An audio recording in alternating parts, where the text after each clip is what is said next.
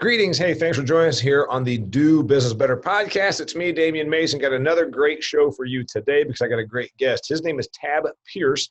We're going to be talking today about righting your ship. When the proverbial you-know-what hits the fan, adversity, resilience, getting back on your feet and finding your way after there are some problems. And I figure right now, a lot of businesses, small biz, sole proprietors, people are going through some changes, some adversity. You've got the whole coronavirus. You got the fact that government is shutting down folks. One of my common themes is reinvention.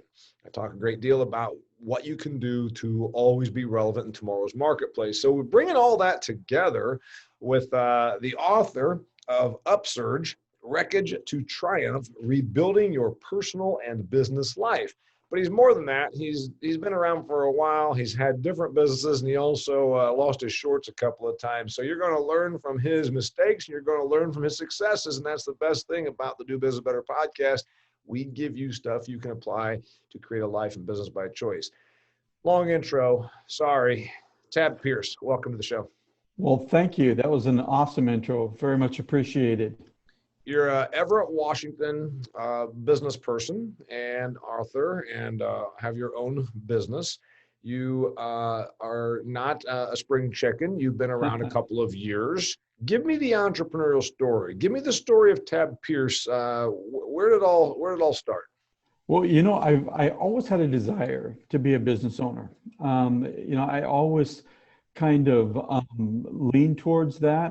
I'm not a corporate person. I'm good in a small business setting, bigger. I only had one big job or one job for a large company.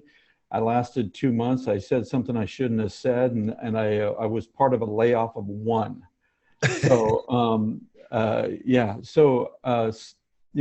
helping businesses grow, being an entrepreneur has always been a part of me. I've had, like several people, I had failed business tries before I succeeded, and then failed, and then succeeded again. So, that's kind of my entrepreneurial journey. And, I own another company or my minority owner in another company, start another business. So it's kind of in my blood. All right, so I think a lot of people that are listening to this can probably relate to that. I was a big corporate guy back in 1994, quit to become a political comedian and started my own foray into self-unemployment and have had many ventures and, successes and failures since then.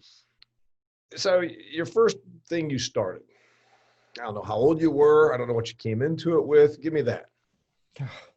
I'd spent 7 years at a small company, decided I could do my own business. And I get this, my background's sales. So I had this great idea that I'm gonna start an import business, but I'm gonna work with about 7 or 8 companies, and I'm gonna be their US based sales arm. And it seemed like such a great idea to get them to pay me for it, give me a stipend and all that on a monthly basis.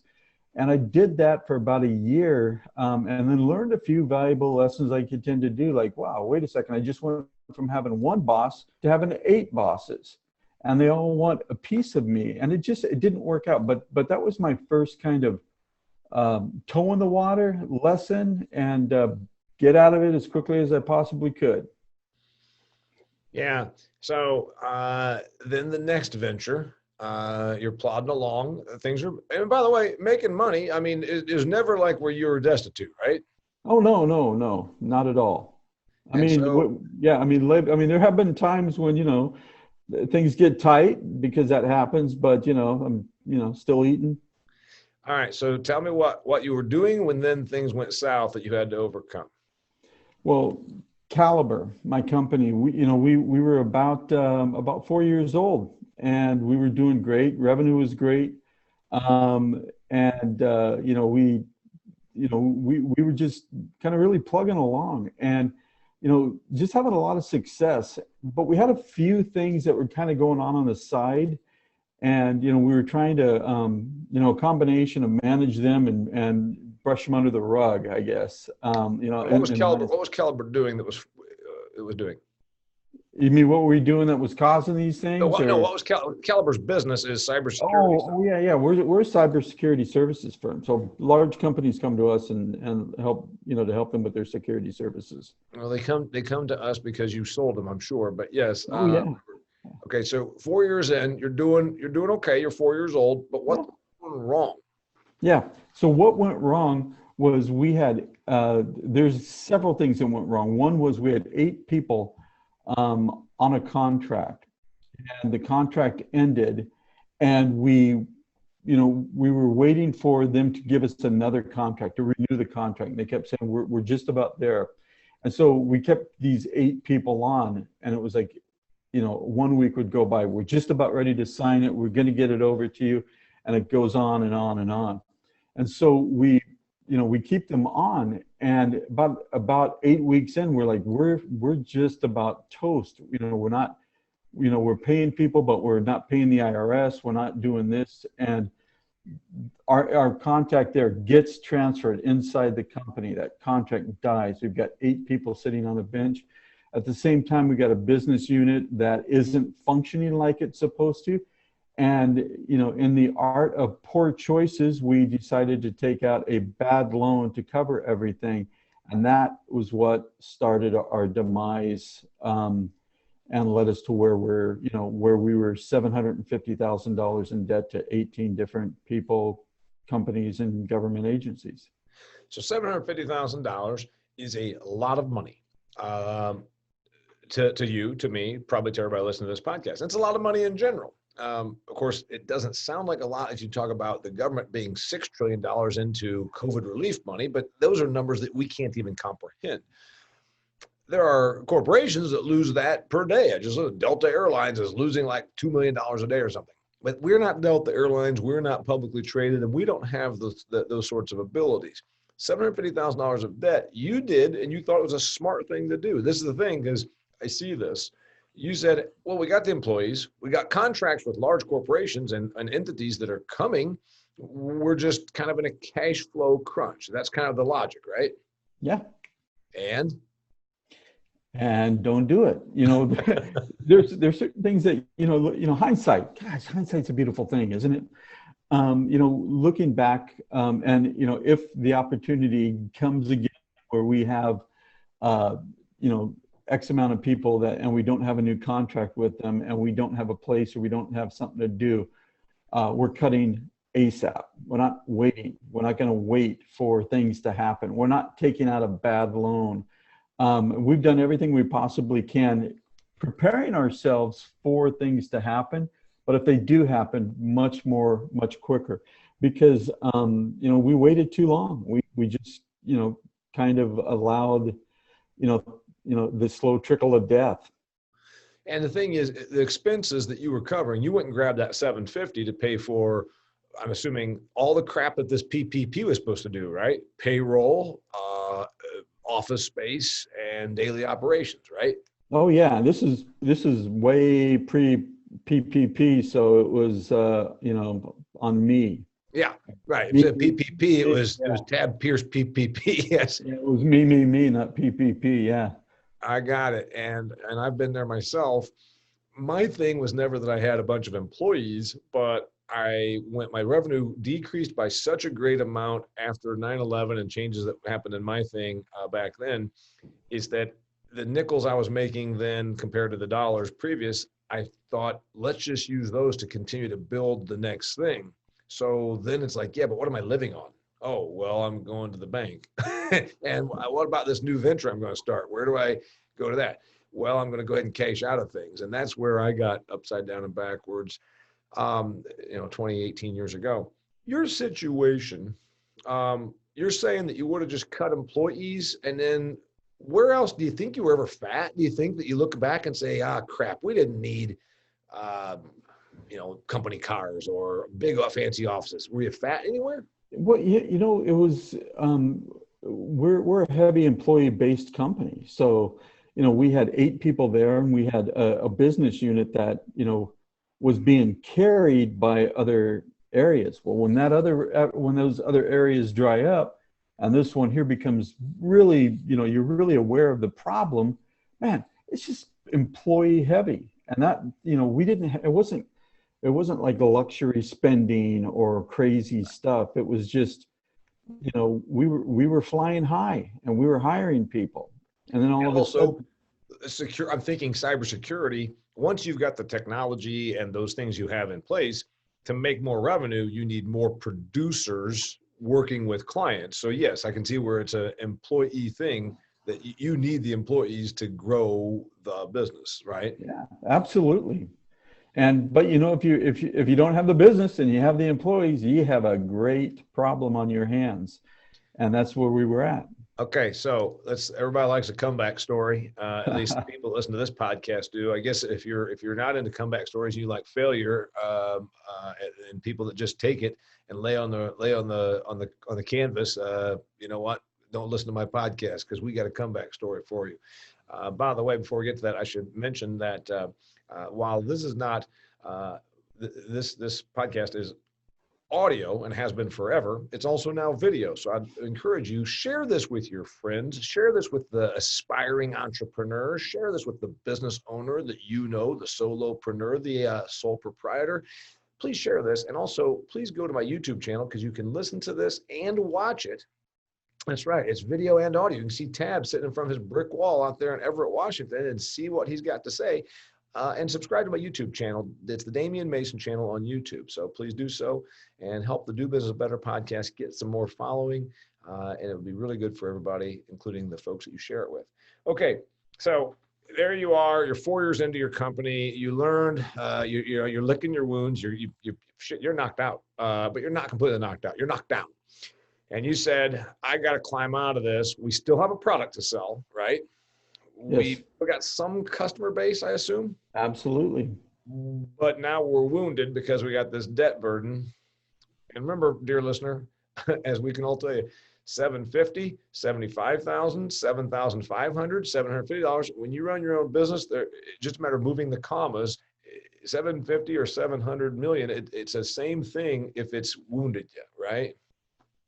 Yeah, and it's relative, like you say, that for us it was a big deal. For me personally, I'm going to tell you about the comeback story, but there's one part that really hit. It was just this deep despair, this vulnerability, this I was a fraud, all of these things, and that's the part that I always say that because I don't want people to go, oh, so it went bad. And you're like, yeah, let's go. Let's do this. No, I mean, it was painful. So, a lot of people, as you can imagine, said, close your doors, start something else, go get a job, do something.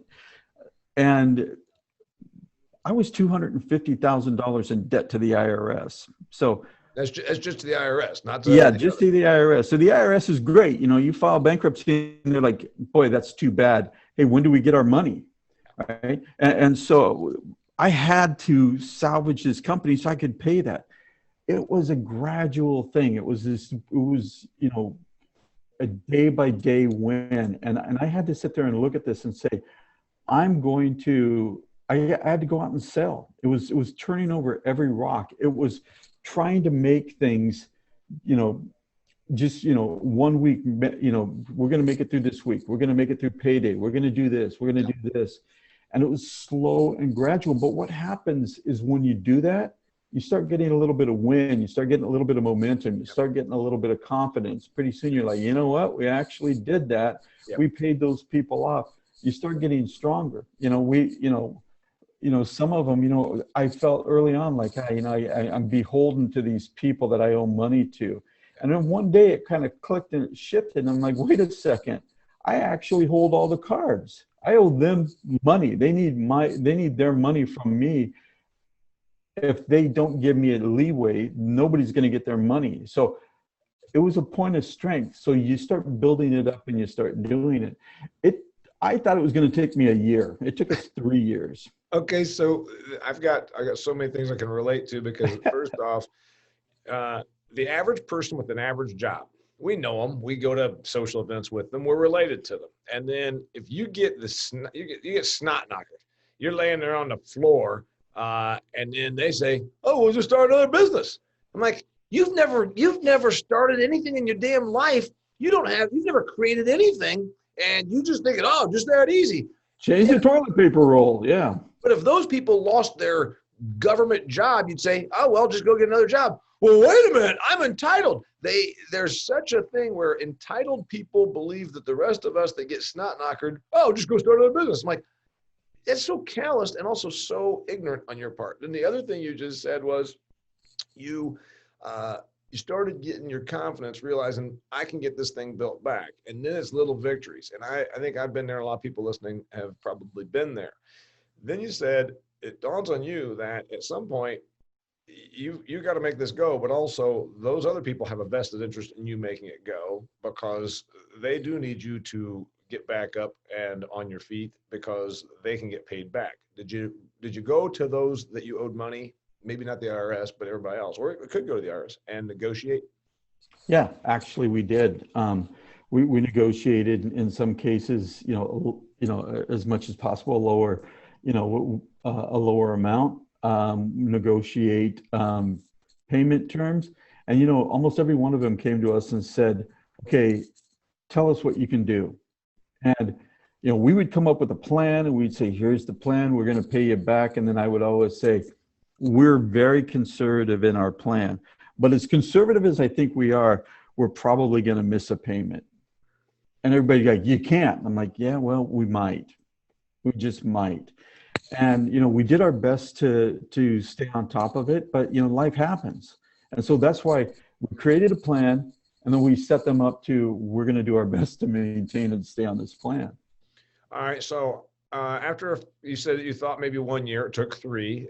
It always takes longer than people realize. 3 years later, you're back on your feet, you're debt free, you're okay with the IRS. Then what? Yeah, it was interesting. It was June 18th of last year.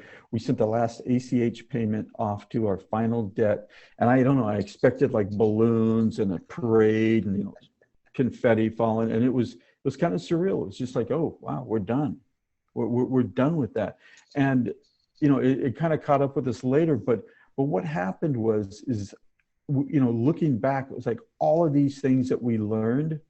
And all of these things that I personally learned and the company grew into, like changed me and made me just such a, I don't want to like brag and pat myself on the back, but such a better leader, such a better business owner that, less than 18 months, we're twice as big as we were when we were at our best when everything blew up. Adversity either, permanently kills you off, or it makes you stronger. So let's go ahead and take the lessons. First off, you got some confidence. I assume that was my thing. Oh yeah. My wife saying that when we climbed out of our hole and then things started getting, and she's like, you know what? I really think this is amazing. You got this. That's the good part, but also the lessons. Tell me about the lessons. A lot of the lessons that I learned was that that I had a lot more strength than I realized. Instead of being weak in your adversity, you can be strong in your adversity. Yeah. And that people feed off your weakness, and they're going to feed off of your strength. And it's your choice to decide which one you're going to lead with. And, the other thing that I learned is that everything in recovery in this situation happens in small bites. Nothing just like, I didn't go like, oh man, this is bad, this is horrible. And then like, okay, in 2 weeks, everything will be good. It was small bites, it was small wins, and probably the other thing that I really learned is that I had to have a extremely detailed plan, and that plan had to be followed. And I had to be successful about 80 to 90% of that plan in order to recover. So, those are the things I learned. Now, here's what's interesting. In my book, I say that business plans are overrated, but I'm talking about it from an a want-to-be entrepreneur stance, because the average person then says, well, I'm going to start a business, and the banker told me I had to come up with a business plan. I say, yeah, and they're supposed to have 5 and 10 years charted out. What the hell? You don't know what's going to happen 5 and 10 years from now. You don't even have a business going. Your thing's a little different. Yours was a recovery plan. And I assume it was on a 12 and 18 and 24 month window. Yeah, and I totally agree with you. Business plans are overrated. I mean, don't tell anybody, but I don't even have one for this business after 10 years. But, okay, But this was a personal plan. This is a plan that I needed to do. I looked at what the company needed to do, and it was like, these are the things I have to do in order to make this day work, to make this day makes this week work, this week, this month. It was a plan for me to get through. So, definitely not a business plan. It was a plan of recovery.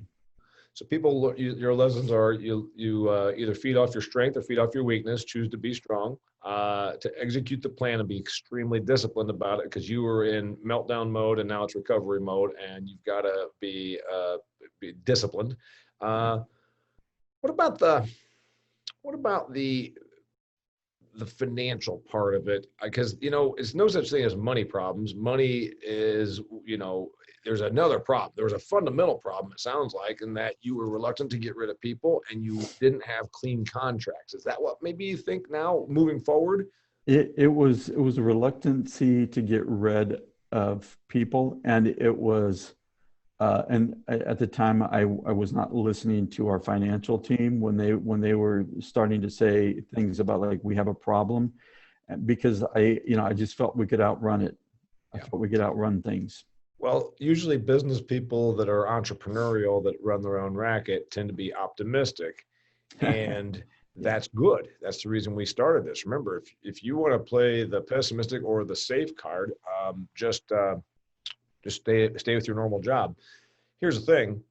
I don't know if this is also a result, but it has been for me. I don't play defense and get scared, but I do look at things with a more critical analysis, or almost pessimistic. You're not a pessimist, but you now look at it and say, yeah, but where am I vulnerable? They used to do that thing in corporate: strengths, weaknesses, opportunities, threats. And usually these corporate schmucks are terrified to admit what a weakness is. I look at that now. Do you look at it and say, what's a weakness now with what's Oh, caliber? yeah, yeah, yeah. One of the things I talk to people about is learning to ask yourself good questions so you can get great results. And that's not what I did. It wasn't, looking at what is it we can do. And, I often will call it like logical optimism. You have to be logical. Optimism is great. But if you're like, we can come back from this 80-point debt or deficit in the football game in the last 2 minutes. No, you can't. Right. Yeah, that's that. Like you said, people say, you do speeches. Are you like a motivational speaker? I said, I don't know. If by that you mean, do I jump around and say, you can be anything you want? If you're a 60-year-old man that's 5'8", you cannot be a professional basketball player. Let's just stop this nonsense of you can be whatever you want. You can do whatever you want. I like it. Logical optimism. Then it means I've analyzed this, and here's my strengths, and here's where the marketplace tends to be going. What about vision? That's one of my other traits, because we talk about resilience, which I think is probably the most critical one. I ain't going away. That's my thing. I ain't going away. Work ethic and drive is extremely important. I've had it since I was an 8-year-old boy. A little less now. I'm getting more laid back, I think. Resilience. What about vision? When you look at the future now, what do you see happening for you and for Caliber? Well, that's an interesting question. I was coming back from from a business trip. Don't tell anybody who's worried about COVID in a plane, but I was on a plane, business trip. Right. And on it, I started analyzing what we've improved, what we've done. And I came back to my leadership team and I said, you need to figure out how to make us 5 times larger than we are ASAP. And they said, what does ASAP mean? I said, you need to figure out what ASAP means. And I said, this is, I need you, the team, to figure this out. And so they're in the process of working on that. Their first initial thought was, that's nuts. Now they're starting to see that we can do it. So that's one of the things. One of the reasons why I want to do that is because, there's some other things that I want to do in life that I'm building, that I'm pushing for. And in order for me to do that, this company has to be able to function at a much higher level. So, I'm 56 and I plan on retiring in about another 50 years. And then, we'll see what happens then. So the business for you needs to continue to grow because it can, and you analyze that, but also you want it because you want it for you. And that's another thing that I think is unique to folks that run their own business. It's fulfilling, it's creative, but also it's to create the thing that you want for you, right? Yeah. Yeah. I mean, and then the beautiful thing is that when you create something for yourself, other people benefit too. So, but I didn't start this business to benefit everybody else. I'm not a nonprofit. Yeah, and folks act like you're selfish. I remember a company here 10 or 15 years ago that's in my home county here in Indiana. Successful guy. Then he laid people off, and then oh boy, the small town, the small-minded small Mhm. towners, the small-minded, and it could be big towners too, but they have to be small-minded small towners. Then bitching at the coffee shop that he's building that fancy house out there. He's laying off workers. Like, you mean those workers that would not have had a job at all, unskilled, uneducated people would not have had a job at all were it not for the risk and the 2 times he's failed already. So no, I agree with you. You're not a not-for-profit. How many employees you got now, Tab? We've got about 18. And you think that you can 5 times a business without hopefully 5 timesing the employees. Oh yeah. I mean, we're going to have to add some employees, but we're definitely not going to 5 times the employee count. And we don't need to. You're set up for the future. You said you want to work another 50 years. Some folks don't get that, but you want to work more and more on your terms, I presume, over Absolutely. the next 5, 10, and 15 Yeah. years. I mean, what am I going to do if I retire? You know what I'll do if I retire? I'm going to go figure out a business to start. That's what I'll do because I can't, that's just who I am. Yeah. So I can retire and then I'm going to start another business. So. Yeah, I've this whole COVID thing has made it different and difficult for many, including me. My business is slower in some regards, but I've taken on other things and some new ventures. And I keep thinking the same thing, that at 51, I'm certainly not ready just to hang it up. I don't mind if I slow down a little bit, but for crying out loud, what does doing nothing look like? I don't know if I want to do that. No, I think we know what doing nothing looks like. It's like you're looking up and going, I can't see the earth because there's 6 feet of dirt above me. Tell me about the book Upsurge and then how people can contact you. Yeah. So Upsurge, you can Show people it can because find. remember, people can see it. Hold it up. All right. There it is. Called Upsurge Upsurge, and it's the subtitle again is Wreckage to Triumph: Rebuilding Your Personal and Business Life. And if people want Amazon, it's on Audible. They can read or listen. okay. So you can just look up Upsurge by Tab Pierce, and Yep. you can get a few more lessons than he just gave you here on the Do Business Better podcast. Any other last thoughts? No, the only thing I would say is I always tell people if they want to talk to me, if people are going through troubles or if they want to do whatever it is, the website is tabpierce.com. There's a contact form there. Reach out. I'd just love to help. So that's my last bit. Yeah, and that's the thing about learn from people's successes and also learn from their failures, especially if they've learned from their failures, because it ain't failure if it's just a setback and you're thriving again. So yeah, reach out if you want to. His name is Tab, like the now discontinued diet drink. Pierce, like how you would pierce somebody with an arrow. Thanks a lot for being on here. Thank you, man. This is great. Appreciate the outlook and the wisdom, and best to you and the company Caliber. All right. His name's Tab Pierce. My name's Damian Mason. Till next time, it's the Do Business Better podcast. Thanks for being here.